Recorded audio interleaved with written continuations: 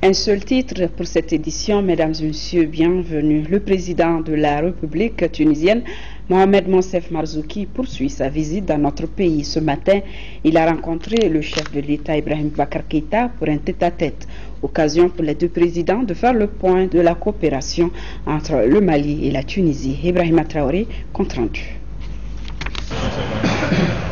Au second jour de cette visite du président tunisien au Mali, Mohamed Monsef Marzouki et Ibrahim Boubacar Keïta se sont retrouvés pour un long tête-à-tête.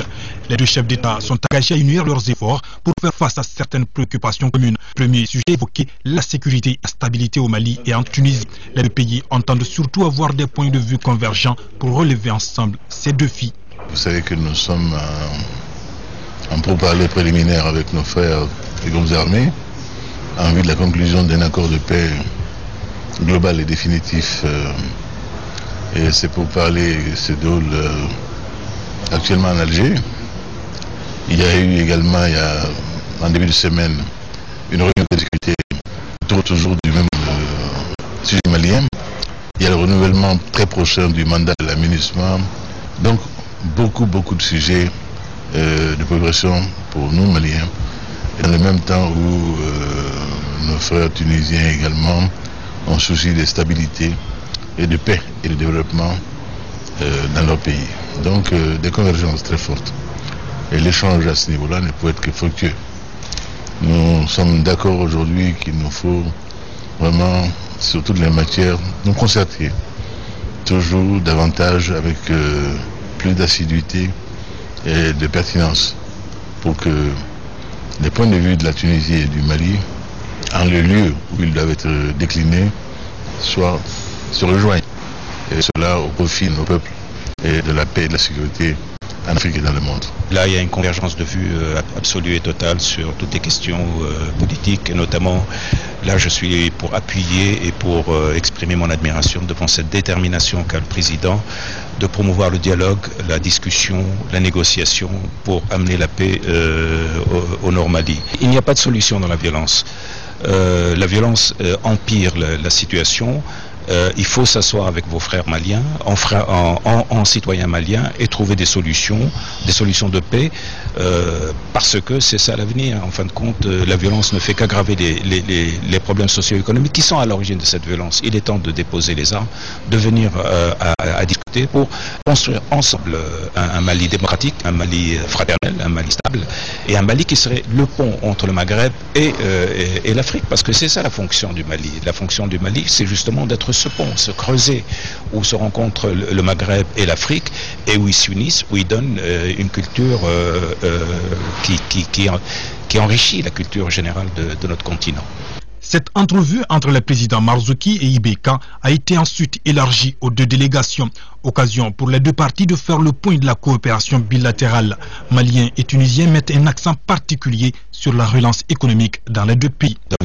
D'hommes, de femmes, entrepreneurs tunisiens qui sont en train de travailler avec leurs amis maliens pour explorer donc toute possibilité de coopération économique, et j'ai beaucoup d'espoir que ceci va se traduire. Nous allons signer à peu près quelque chose comme 17 accords donc tout à l'heure, et ce n'est que le début.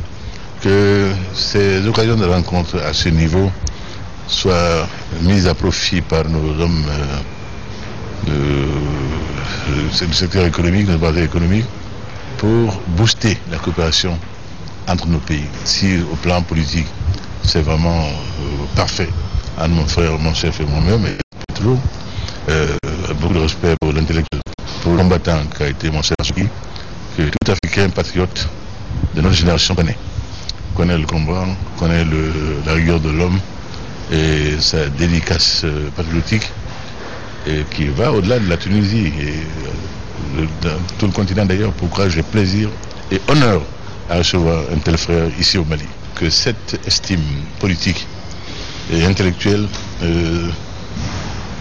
soit également accompagnée d'une bonne coopération économique. Et je crois que quand la marmite bout, cela aussi aide beaucoup les choses avancées. Cette rencontre intervient autour du sommet de l'Union africaine. Les deux dirigeants devraient saisir également cette opportunité pour réitérer leur engagement à lutter contre le terrorisme et à promouvoir ensemble la paix, gage d'un développement durable.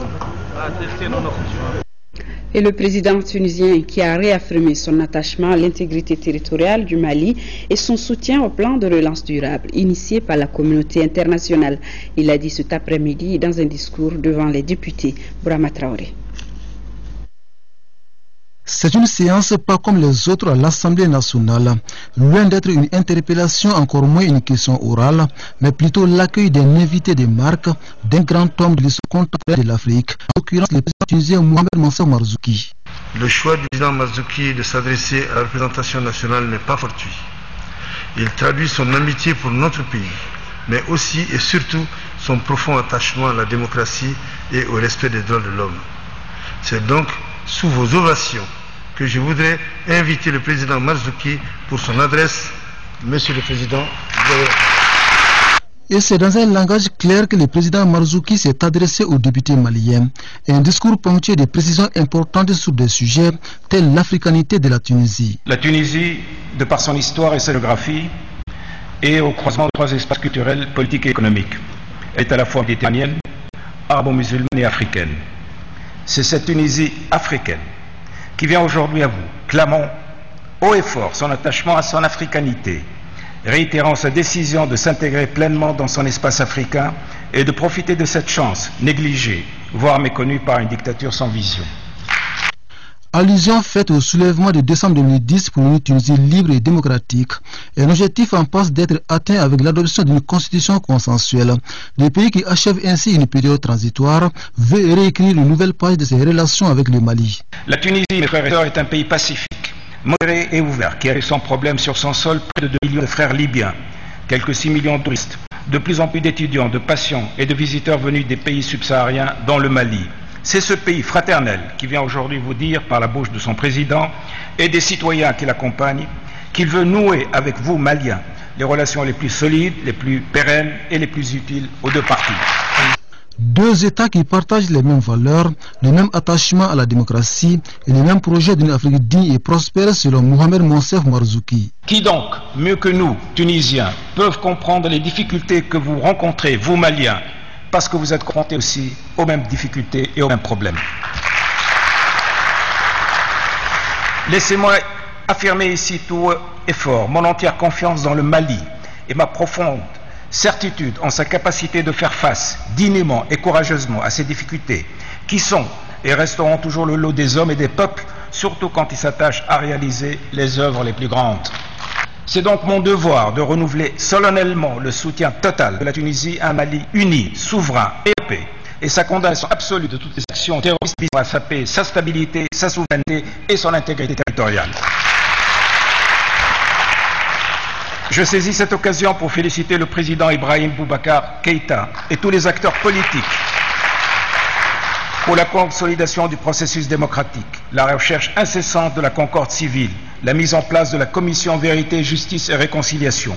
Le président Marzouki assure que son pays mettra tout son poids dans la balance pour une sortie de crise au Mali. Pour lui, le dialogue national reste l'alpha et l'oméga de toute démarche politique visant à régler un conflit complexe soit-il. Nous appuyons de toutes nos forces les efforts consentis pour amener les différentes composantes de la société malienne à trouver un consensus national assurant la paix, la stabilité et le développement. Nous avons en commun beaucoup plus de choses que nous croyons. Nous partageons l'honneur d'appartenir au continent qui est le berceau de l'humanité. Nous appartenons à un même espace géographique subissant les mêmes menaces climatiques et sécuritaires. Nous partageons les mêmes défis face aux violences terroristes de groupes armés qui s'en prennent à nos valeurs, au système démocratique que nous avons librement choisi.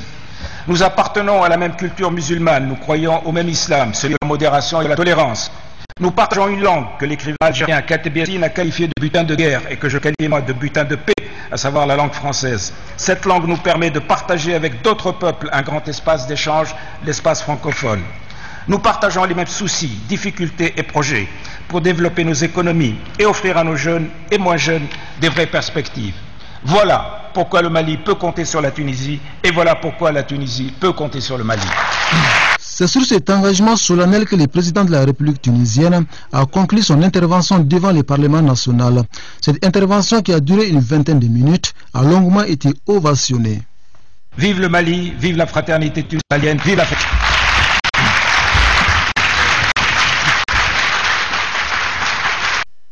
Le Mali dispose d'un trésor inestimable selon le président tunisien Mohamed Monsef Marzouki. Il fait ainsi référence au manuscrit de Tombouctou dont il a visité quelques exemplaires au Musée national du Mali, a déploré les actes des djihadistes qui ont entraîné la disparition de plus de 4000 manuscrits. Mohamed Diarra compte rendu.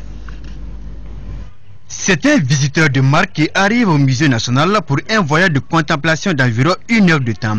À l'entrée de ce haut lieu de la culture, Mohamed Monsef Marzouki immortalise tout d'abord son passage avec le tout petit venu lui souhaiter la bienvenue. Ensuite, le président tunisien se dirige vers la salle d'exposition où resplendissent quelques exemplaires des manuscrits de Tombouctou, une quarantaine environ. Elle parle de la culture malienne parce que nous avons exposé des manuscrits qui traitent des domaines différents. Il s'agit de l'histoire, de la littérature, de l'astronomie, de théologie. Maliens et Tunisiens sont deux peuples attachés aux mêmes valeurs universelles et défendent les mêmes principes qui visent à promouvoir la culture africaine et même au-delà. Et l'éditeur du jour s'est donné le maximum de temps pour s'enraciner dans ce qu'il qualifie de trésor malien. Vous avez un véritable trésor. Ce trésor, c'est une partie de la mémoire non seulement du Mali mais du monde musulman. Parce que ces manuscrits sont extrêmement émouvants. J'ai retrouvé une partie de l'histoire de la Tunisie, puisque des manuscrits donc, qui ont été faits ou écrits par des Tunisiens. Et donc c'est effectivement une partie de la mémoire culturelle du monde musulman et donc du monde qui est dans cet endroit. Le centre Ahmed Baba de Tombouctou comptait 40 000 manuscrits sur lesquels plus de 4 000 demeurent introuvables après le passage des djihadistes. Ces documents précieux méritent donc une attention toute particulière, surtout s'agissant de la conservation. Nous ne sommes pas trop satisfaits de leur état de conservation. Vous savez, nous les avons amenés à Bamako dans les conditions aventureuses. Mais quand même, Dieu merci, nous avons pu sauver un grand nombre. Je me sens accablé à l'idée que quelques barbares se sont attaqués à de tels trésors. Ceci m'accable profondément. Et je remercie les Maliens de garder jalousement cette partie de notre mémoire collective à tous. Et j'espère que la Tunisie va tout faire pour aider donc justement à la conservation et à cette mémoire collective. Outre les manuscrits, le numéro 1 tunisien a visité les expositions ordinaires du musée. Là aussi, il a été fasciné par le Mali authentique. Cette exposition sur le patrimoine national informe le visiteur sur le pillage dramatique auquel sont soumis les sites archéologiques. Et Mohamed Monsef Marzouki, qui a été l'hôte du président de la République, l'a invité à une soirée artistique et culturelle. C'était dans la salle Magique Cinéma ex-Babemba de Bamako. Plus de 2 heures de musique, de danse, d'épopée, un véritable voyage à travers le Mali culturel. Modibo soirée. Une visite officielle de travail, d'amitié et de fraternité. Une visite pour insuffler une nouvelle dynamique à la coopération Mali-Tunisie. Un séjour qui commence par un rendez-vous culturel.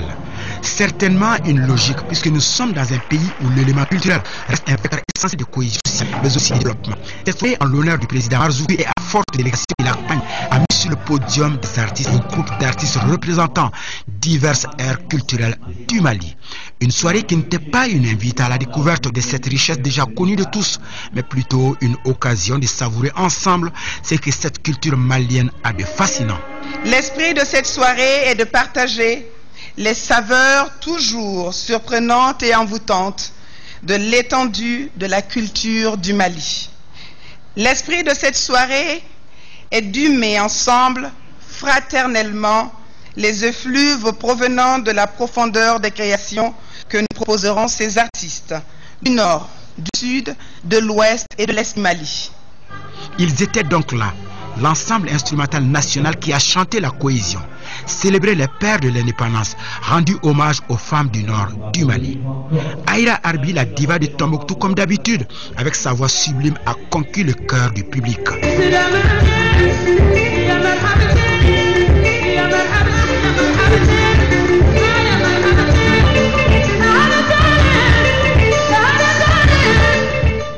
Les danseurs acrobates du groupe Segedi de Mopti, le groupe Imzad sur les notes d'un duo, violon et flûte de Kidal. Il était aussi au rendez-vous, le rossignol du Mandé, l'enfant de Djoliba, la mégastar Salif Keita.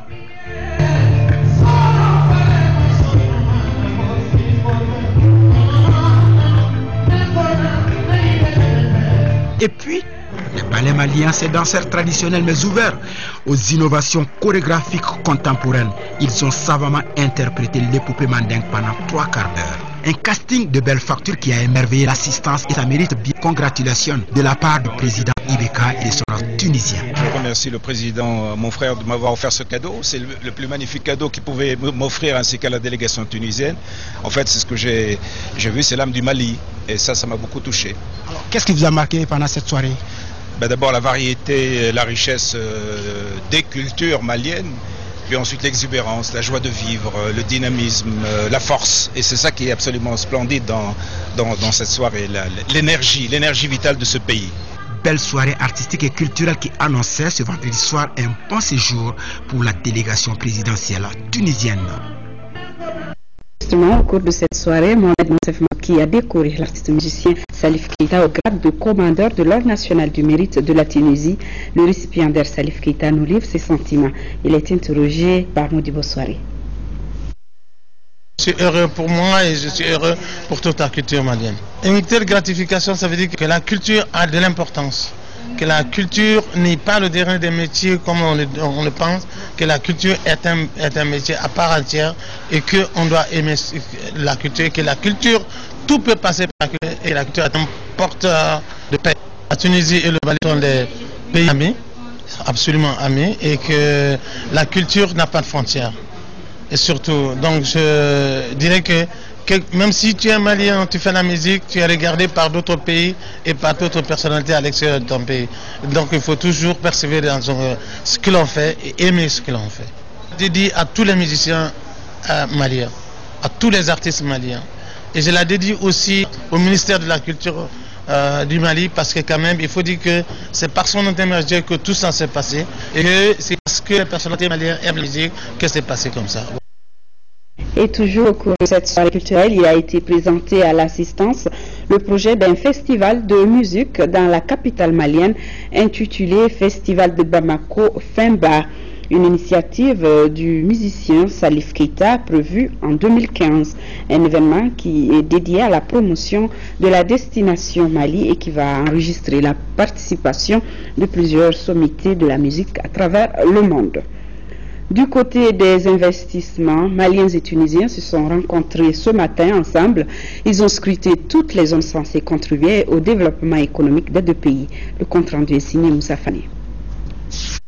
Cette rencontre a pour objectif de renforcer les échanges commerciaux entre le Mali et la Tunisie. Elle vise également à rendre plus dynamiques les partenariats maliano-tunisiens. La coopération bilatérale concerne les secteurs des transports, de l'énergie, des banques, de l'hôtellerie. Autres domaines dans lesquels Maliens et Tunisiens peuvent renforcer leur coopération.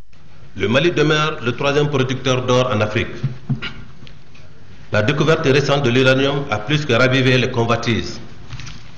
L'agriculture et l'agro-industrie sont aujourd'hui l'objet de toutes les attentions. Et en même temps, contribuer à estimer d'autres secteurs d'activité est un fait établi.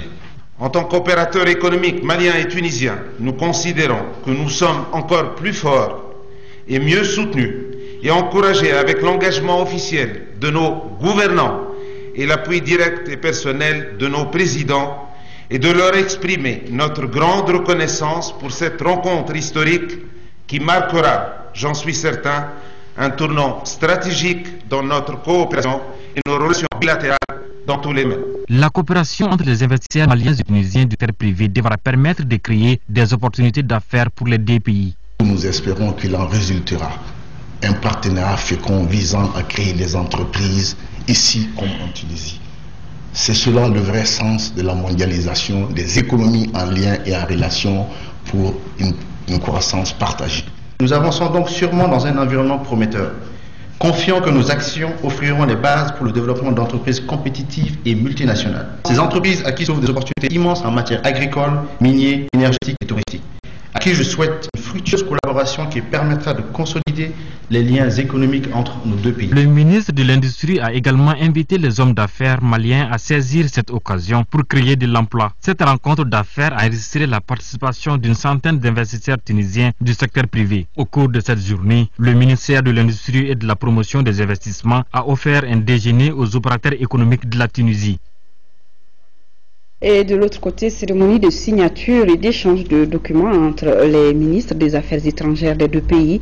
Ces signatures portent sur des protocoles d'accords de coopération et de conventions de cadre de coopération entre le Mali et la Tunisie. Ibrahim Atari. Dans le cadre de la visite officielle du président Mohamed Monsef Marzouki, président de la République de Tunisie, Maliens et Tunisiens veulent approfondir et diversifier leur coopération bilatérale. C'est en tout cas tout le sens de cette séance de travail qui a permis aux deux délégations de saisir les opportunités qui leur sont offertes pour travailler ensemble. À l'issue des échanges, les deux parties sont tombées sur 10 points d'accord de coopération, entre autres l'accord de coopération dans le domaine de l'agriculture, un protocole spécifique de coopération dans les domaines de la géologie, mines et des hydrocarbures, un accord de coopération islamique, un accord de coopération dans le domaine de l'enseignement supérieur et de la recherche scientifique. Reste maintenant à passer à la phase active. Nous nous félicitons d'avoir une importante délégation tunisienne. Et les secteurs identifiés sont des secteurs prioritaires pour le Mali et comme pour la Tunisie. Et ça indique en tout cas la richesse et la diversité de cette collaboration entre nos deux pays. Nous ne pouvons qu'espérer à cette étape que nous passons à une phase active maintenant de mise en œuvre et de concrétisation des engagements pris ici. Nos liens et de créer une dynamique de coopération bilatérale sud-sud. Maintenant, c'est d'implémenter, d'exécuter ces accords, parce que l'essentiel, c'est pas les accords en tête, mais l'implémentation et l'exécution de ces accords. Ces accords visent à renforcer davantage les liens de coopération entre le Mali et la Tunisie pour le grand bonheur des populations des deux peuples. Au nombre de ces accords aussi figure le mémorandum de coopération entre l'Office de la radiodiffusion télévision du Mali et la radio tunisienne, mais aussi un accord relatif aux échanges de programmes de télévision et d'expériences techniques entre l'ORTM et la télévision tunisienne. Et enfin, un protocole d'accord entre l'agence de promotion des exportations APEX et le centre tunisien de promotion des exportations. Et le ministre Abdoulaye Diop, ministre des Affaires étrangères, de l'intégration africaine et de la coopération internationale, qui quitte Bamako ce jour pour Malabo en Guinée équatoriale à l'invitation de son homologue équato-guinéen. Le ministre Abdoulaye Diop prendra part aux travaux de la 25e session du Conseil exécutif de l'Union africaine prévue les 23 et 24 juin 2014. Cette session du Conseil exécutif est préparatoire à la 23e de la conférence au sommet des chefs d'État et de gouvernement de l'Union africaine qui se déroulera du 27 au 28 juin prochain. Et communiqué de presse toujours, le ministre de la Culture qui a répondu à l'invitation du gouvernement de la République fédérale d'Allemagne en prenant part les 18 et 19 juin 2014 à la conférence internationale sur une stratégie pour la sauvegarde des manuscrits de Tombouctou dont nous parlons il y a quelques instants, en réaffirmant la volonté politique du gouvernement du Mali d'œuvrer à la protection, à la sauvegarde et à la promotion des manuscrits en Tombouctou. Le ministre de la Culture a présenté le plan d'action pour la sauvegarde des manuscrits et réhabilitation de l'héritage culturel de Tombouctou aux partenaires du Mali. Le ministre de la Culture était présent à Berlin avec son collègue de l'enseignement supérieur et de la recherche scientifique. Ici à Bamako, il existe déjà au Mali un directoire de la majorité présidentielle de 13 membres. Ces textes législatifs viennent d'être adoptés après un échange entre le Premier ministre et les responsables des partis politiques de la majorité. Sidiki Almami Koulibaly, membre du directoire, nous donne des détails au micro de Tiomogo Sagara. Nous venons d'adopter les textes qui nous structurent, qui structurent la majorité en organe. Il y a un directoire de 13 membres qui a été mis en place et validé par la conférence des présidents. Ce directoire est composé d'éléments venant de toutes les composantes de la majorité présidentielle, à savoir les partis représentés à l'Assemblée nationale et la majorité extra-parlementaire. Donc c'est la même grande famille. Nous avons un lien. Le lien là, c'est le chef de l'État, Ibrahim Boubacar Keïta. Donc il n'y a pas de raison que nous continuions à être dans nos petits coins en voulant aider la même personne. C'est pourquoi le Premier ministre, dès son arrivée, il a été instruit par le président de la République de fédérer l'ensemble des forces qui composent la majorité. Et donc, c'est ce travail que nous venons de faire. Nous avons adopté les statuts règlements intérieurs de la conférence des présidents. C'est quand même plus de 80 partis politiques qui ont décidé de soutenir le président de la République, soit au premier tour ou au deuxième tour. In fine, le travail a consisté à mettre tous ces partis dans un ensemble organisé, de sorte à pouvoir appuyer dans un cadre bien structuré le chef de l'État. L'actualité dans le région Tombouctou, le ministre de la Jeunesse et de la Construction citoyenne a visité le chantier de la Maison des Jeunes de la région. Il s'est dit satisfait de l'avancement des travaux, mais surtout de l'implication des jeunes volontaires dans sa réalisation. Yeyatandina compte rendu. Accompagné d'une forte délégation de son département, le ministre de la Jeunesse et de la Construction citoyenne a mis à profit son séjour dans la cité des 333 Saints pour visiter l'immense chantier de la Maison des Jeunes de Tombouctou. Plus de 300 millions sont investis dans ce chantier, fruit d'un partenariat entre les Nations Unies et le département en charge de la jeunesse. Ici, le vice est émerveillé par l'engagement des volontaires. Cette maison des jeunes que nous visitons actuellement, ça c'est dans le cadre d'un programme plus vaste avec le système des Nations Unies, Jeunesse et Résilience, et qui a à peu près les mêmes visées. C'est-à-dire qu'aujourd'hui, nous pensons que pour stabiliser les régions du Nord, il est important que non seulement les structures socio-économiques de base puissent reprendre, mais qu'également il y ait de l'activité et des revenus pour les jeunes et particulièrement les populations jeunes qui, une fois donc occupées dans de saines occupations, auront moins tendance à aller vers des extrémismes, et nous sommes bien satisfaits de voir que les chantiers avancent. Les volontaires en fin de stage ont reçu les attestations des ministres et des autorités régionales. La direction régionale de la jeunesse a été aussi visitée par la délégation et des dispositions seront prises les jours à venir pour la réhabilitation et l'équipement, a fait entendre le ministre. Les pionniers comme les jeunes volontaires ont offert un cadeau de la fenêtre de jalousie, une œuvre du génie tombouctien dans la menuiserie du bois. Le ministre de l'Énergie était lui à Kita. Sa visite s'inscrit dans le cadre du suivi des activités de l'Agence nationale de développement des biocarburants et de l'évaluation de la production et de la transformation du pourguer dans le cercle. Envoyé spéciaux Fademba Keita, Mamadou Sidibé. La visite des champs des pourguers de Makana Bamanam, du moulin de la coopérative des producteurs de Dafela, tous de la commune rurale de Badia et de l'unité de transformation Jetrofa Mali Initiative, ce sont là les étapes qui ont marqué la tournée du ministre de l'Énergie. Tournée qui vise à évaluer le travail de l'Union des producteurs d'huile et de tourteaux de pourguer. Bon substitut du diesel dans le cas des moteurs fixes, l'huile Jetrofa répond aux besoins des populations rurales, atteste le premier responsable de tutelle. Je vois qu'avec cette plante, nous pouvons substituer le biocarburant au carburant fossile. Nous allons procéder à la valorisation de cette culture, l'encadrer de manière à avoir une production suffisante qui puisse alimenter l'ensemble des groupes électrogènes dans les zones rurales du Mali. 3 ateliers de Jetrofa Initiative Mali s'occupent de la transformation des sous-produits de cette plante. On a un atelier où on traite les graines de tournesol qui sont produites par les paysans qui sont en contrat avec nous. Ces graines de tournesol donnent une huile alimentaire qui participera à la sécurité alimentaire du Mali. Et aussi quelque chose qui est très important, c'est de la protéine. Le tourteau, c'est de la protéine, de l'aliment bétail. Grâce à l'Agence nationale de développement des biocarburants ANADEB, plus de 5000 hectares de pourguer ont été plantés par autant de paysans. 200 tonnes de graines de Jetrofa commercialisées, près de 50 tonnes d'huile vendue. C'est un acte fort, le fait que les ministres viennent sur le terrain, visiter nos installations, aller jusqu'au fin fond des villages pour visiter les pépinières, les plantations existantes et avoir des entretiens avec les paysans et les sensibiliser. Le ministre a aussi présidé à la CAFO de Kita la cérémonie de clôture de formation des producteurs de la filière de pourguer de Kita, Bafulabé et Kaye. Cette cérémonie a été sanctionnée de remise de matériel offert par l'ANADEB à l'Union des producteurs de pourguer du Cercle. Plus de 200 000 tonnes de coton et 7 000 de céréales attendues à l'issue de la campagne 2014 dans la filiale sud de la CMD Sikasso. L'administrateur général de la filiale sud vient de sillonner quelques zones de production pour s'assurer du bon démarrage de la campagne. Sekou Konaté. Première étape, le secteur de Niena.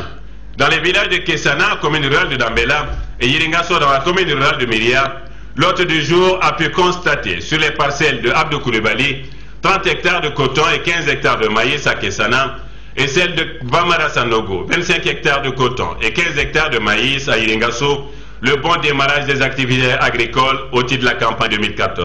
La preuve est que les semis ont été précoces. Pour la première décade du mois de juin, ils sont en avance sur les cas de l'année. Mais j'ai remarqué aussi que les pluies sont isolées et chaque village réagit selon son cas. Dans la zone de production des Antiguela, commune rurale de Danderesso, deuxième étape, les parcelles visitées, notamment celle de Bamara Dambélé, qui exploite 40 hectares de coton et 15 hectares de maïs, malgré le caractère isolé des pluies, offre de réels espoirs. Mais la vigilance et le respect des calendriers techniques doivent rester de mise. Il faut que chacun ait un calendrier de traitement qui fonctionne de la date. Donc, au 30e, 35e jour de semis, après semis, on doit déclencher le premier traitement, qu'on voit les ravageurs ou pas. Partout où la mission est passée, l'administrateur a échangé avec les producteurs sur les enjeux de cette campagne. Une campagne où la filiale Sud attend 228 000 tonnes de coton et 700 000 tonnes de céréales. Et les producteurs de saluer cette démarche et les nouvelles mesures prises par les autorités maliennes. Saisie de plus de 130 tonnes de bois par la direction régionale des eaux et forêts de Caille, transportée par train de Bamako-Dakar, c'est à la gare ferroviaire de Caille que la brigade des eaux et forêts a intercepté le colis suspect. Les détails avec Jafar Haïdara. La direction régionale des eaux et forêts de Caille a réalisé un joli coup de filet en saisissant plus de 130 tonnes de bois d'Even à la gare ferroviaire de Caille. En provenance de la Côte d'Ivoire, ce bois, qui a transité par Bamako, était destiné à Dakar pour être ensuite acheminé en Chine pour la fabrication de meubles. Les agents de la brigade de Caille ont détecté des conteneurs suspects et on a demandé à les ouvrir. On nous a fait savoir que c'est des produits qui étaient en transit au Mali et venant de la Côte d'Ivoire, du Burkina et de la Guinée. C'est la toute première fois qu'on le fait et ceci est consécutif à une instruction de la hiérarchie. La question qu'on se pose aujourd'hui, doit-on donner l'autorisation à des sociétés d'exploitation forestière dans un pays qui lutte contre la désertification et pour la protection de l'environnement? Troisième Conseil national du Parti du Renouveau démocratique et du travail. Il s'agit pour les membres du Bureau politique national de décider sur le règlement intérieur du parti, nous signale Daouda Sidiki Diarra. Ce troisième conseil national doit permettre aux membres du bureau politique national et aux délégués du Parti du Renouveau démocratique et du travail de statuer sur le règlement intérieur de cette formation politique afin de rendre ce parti plus moderne avec beaucoup de visibilité pour les élections futures. Le parti se veut innovateur avec la création d'un seul poste de président, d'honneur et de vice-président. Le PRDD a toujours défendu les idéaux de la démocratie, du développement social, du bien-être de tous les peuples épris de paix et de justice.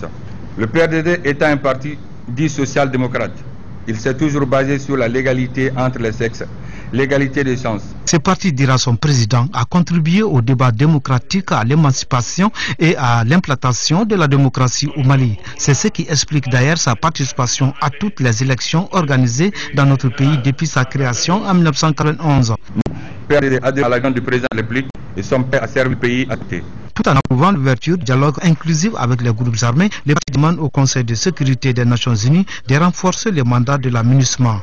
Au gouvernement du Mali, le PRD demande de former la jeunesse en inculquant le sens du patriotisme et du civisme. Les représentants des partis amis du PRDT à ce Conseil ont prôné la culture de la paix, de la bonne gouvernance et de la justice. Parti de l'indépendance, de la démocratie et de la solidarité PIDS tient, lui, les assises de son 4e congrès ordinaire. Le bilan des activités du mandat qui s'achève et les préoccupations du parti sont au centre des travaux. Sissoko. Ce 4e congrès ordinaire du Parti de l'indépendance, de la démocratie et de la solidarité PIDS doit se pencher sur le bilan de l'exercice écoulé et échanger autour des difficultés du parti. Notre parti traverse des difficultés aujourd'hui. Quand son candidat a perdu l'élection présidentielle et qu'on n'a pas obtenu de députés au niveau des élections législatives, il est évident que cela perturbe un parti politique. Donc, ce sont ces problèmes que nous connaissons et que nous sommes en train de gérer au niveau du PIDS. Et je pense que ce congrès sera l'occasion pour nous de nous retrouver, de nous dire notre vérité et de continuer tranquillement ce chemin.